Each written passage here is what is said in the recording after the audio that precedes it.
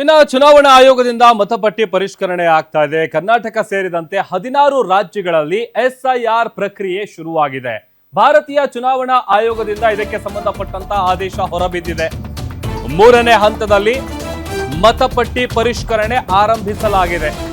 ಅಂದ್ರೆ 16 ರಾಜ್ಯಗಳು 3 ಕೇಂದ್ರಾಡಳಿತ ಪ್ರದೇಶಗಳಲ್ಲಿ ಎಸ್ಐಆರ್ ಪ್ರಕ್ರಿಯೆ ಮಾಡಲಾಗುತ್ತೆ. ಕರ್ನಾಟಕ, ಮಹಾರಾಷ್ಟ್ರ, ತೆಲಂಗಾಣ, ಪಂಜಾಬ್, ಜಾರ್ಖಂಡ್, ಮಣಿಪುರ, ಮೇಘಾಲಯ, ತ್ರಿಪುರಾ, ದೆಹಲಿ, ನಾಗಾಲ್ಯಾಂಡ್, ಉತ್ತರಾಖಂಡ್, ಸಿಕ್ಕಿಂ ಹಾಗೆಯೇ ಚಂಡೀಗಢ ರಾಜ್ಯಗಳಲ್ಲಿ ಈ ಒಂದು ಪರಿಷ್ಕರಣೆ ಮತಪಟ್ಟಿ ಪರಿಷ್ಕರಣೆ ಆಗೋದು.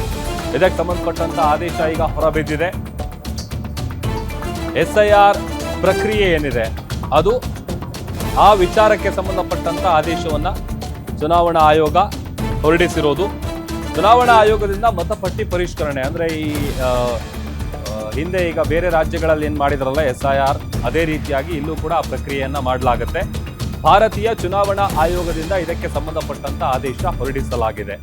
3ನೇ ಹಂತದ ಮತಪಟ್ಟಿ ಪರಿಷ್ಕರಣೆ ಆರಂಭ ಆಗುತ್ತೆ. ಅಂದ್ರೆ 16 ರಾಜ್ಯಗಳು 3 ಕೇಂದ್ರಾಡಳಿತ ಪ್ರದೇಶಗಳಲ್ಲಿ ಈ ಒಂದು ಪ್ರೊಸೀಜರ್ ನಡೆಯುತ್ತೆ.